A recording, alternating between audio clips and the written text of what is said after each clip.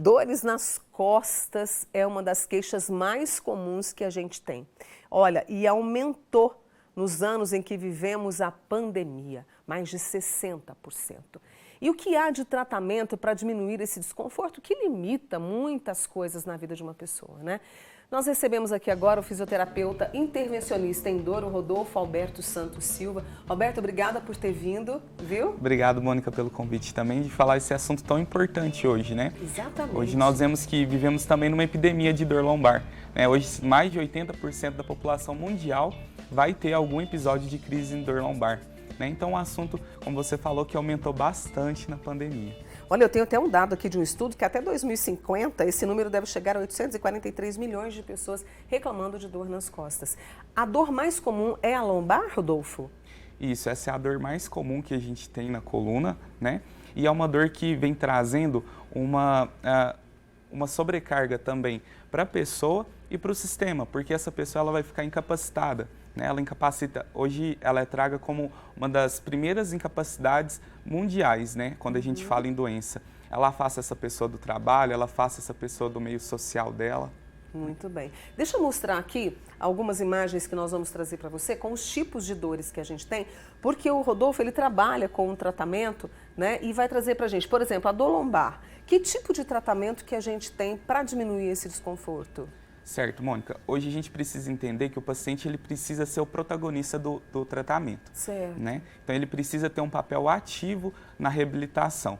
Então hoje quando nós falamos de dor lombar, os guidelines, a principal guideline que nós temos que foi publicado em 2021, ele traz 3 tripés para o tratamento da dor lombar. Certo. Ele traz a educação que a gente precisa dar para esse paciente, que é trabalhar para ele explicando o que é dor, o que está acontecendo naquela coluna, que às vezes não é nada demais, né? Porque quando a gente fala em dor nas costas, dor na coluna, a gente tem um sentimento de medo, de algo que pode ser perigoso, né? Então a gente precisa educar esse paciente. Segunda coisa, esse paciente ele precisa se automanejar, ele precisa ter controle da dor dele, né? Então esse paciente ele não pode ficar somente em repouso, ele precisa ter um repouso relativo, ele já pode mesmo em crise, em dor, ele pode se movimentar. Hoje a gente sabe que o repouso absoluto, ele é pior para esse tipo de paciente. Interessante, né? porque pensa que tem que ficar de repouso. Repouso total. Né? E outras coisas que esse guideline traz é a terapia manual, ela vai ser de grande ajuda, principalmente quando esse paciente está numa crise de dor lombar, uma crise de dor aguda. Então nós temos técnicas específicas, técnicas articulares, miofaciais, musculares, que vão reduzir essa dor. E o carro-chefe do tratamento da dor lombar, atividade física, o exercício físico que a gente precisa com esse paciente. Qualquer exercício físico pode ajudar?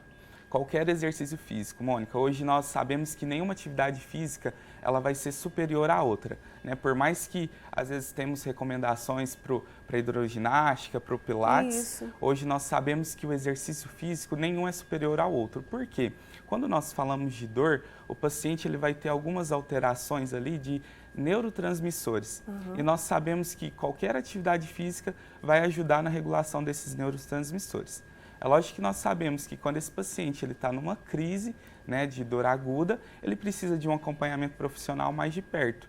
Então, quando nós falamos de algumas técnicas, alguns métodos como o Pilates, nós temos alguns benefícios, porque esse paciente ele vai estar acompanhado por um profissional por mais de perto ali, que vai estar entendendo o caso dele e está passando exercícios específicos, né? Muito bem. Deixa eu trazer uma outra imagem para você. Já já eu trago as perguntas aqui para o nosso Rodolfo, né, que é fisioterapeuta intervencionista da dor.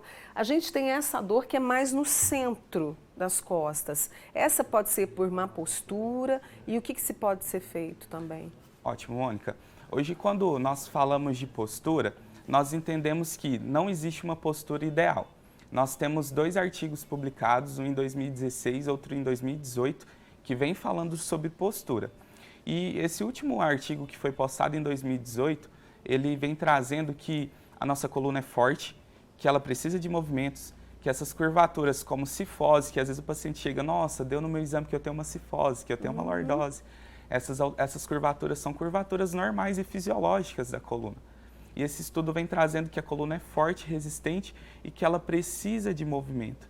Então, quando se fala em postura, esse estudo ele nos traz um desfecho, nos traz falando que não existe uma postura ideal, que a postura ideal é sempre a próxima postura.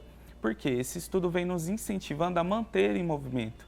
Então, permanecer muitas horas numa mesma postura, por exemplo, ali no computador, isso vai gerar uma sobrecarga articular, uma sobrecarga muscular, nos ligamentos. Então, por isso que muitas das vezes quem trabalha, né, em escritórios, né, no telemarketing, vai sentir essa dor no meio das costas, porque fica ali rígido, travado, né? Exatamente. Então, essa falta de movimento vai trazer essa dor no meio das costas e, mais uma vez, o carro-chefe para esse tratamento, atividade física, exercício físico que nós precisamos. Eu vou deixar uma pergunta para você, mas deixa eu trazer aqui dos nossos amigos. A fisioterapia, por exemplo, esse tipo de dor, né?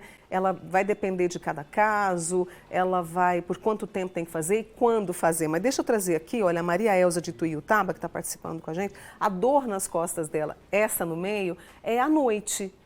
Por que pode ser? A gente precisa investigar o porquê que essa dor à noite, né? A dor à noite, a dor noturna, ela nos levanta algumas red flags, algumas bandeiras vermelhas, né? Que a gente precisa investigar. Uma infecção, um tumor, um câncer. A gente precisa excluir isso, né? Do paciente. Mas a gente precisa, pode ser, por exemplo, uma hérnia de disco, que pode ter uma hidratação maior à noite, esse disco, ele aumenta de volume e gera uma dor maior ali no paciente. Pode ser que durante o dia esse paciente está ocupado com a sua rotina, não percebe essa dor, e quando ele está deitado à noite, ele está menos hipervigilante, ele tem menos coisas chamando a atenção dele, ele gera esse foco para a dor, que às vezes no dia está pouca e à noite ela vai aumentar. Então nós precisamos investigar esse contexto. No caso, a fisioterapia é indicada quando? Quando essa dor nas costas é persistente por muito tempo? Hoje o fisioterapeuta ele é um profissional de primeiro contato. Então, o paciente ele não precisa necessariamente passar pelo médico. Hoje, nós fisioterapeutas conseguimos avaliar esse paciente para excluir uma red flag grave, solicitar um exame de imagem e ele já iniciar a fisioterapia. Então, ele já pode iniciar desde o início da crise. A dor nas costas, ela tem uma história natural, que ela vai se resolver em até 4 semanas, né? Mas nós já começamos a intervenção nesse paciente para evitar que esse paciente vire um paciente crônico. O que é um paciente crônico? É um paciente que tem uma dor nas costas por mais de 4 semanas, que ela deveria se resolver, e ela se perdura por mais de 3 meses. Ele vira um paciente crônico. Rapidinho, eu tenho aqui uma amiga que mandou várias perguntas, eu vou precisar escolher uma das suas perguntas, minha amiga. Ela tem 50 anos, escoliose, a pessoa tem especificamente coluna torta? Muita gente fala isso, né? Isso. A escoliose ela é uma deformidade da coluna, que pode ser em C ou em S, né? Esse paciente ele vai ter uma coluna torta realmente, né? Pelo exame de imagem.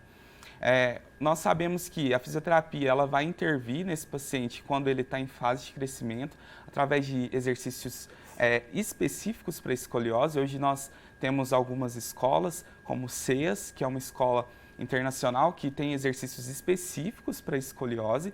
Então, hoje a ciência já traz um respaldo para isso. A gente sabe que o RPG, o Pilates em específico, não vai tratar especificamente a escoliose. Nós temos formações mais avançadas que vai trazer esse tratamento. E quando está na fase adulta, esse paciente ele já parou de crescer. Então, dificilmente essa curva ela vai aumentar de tamanho.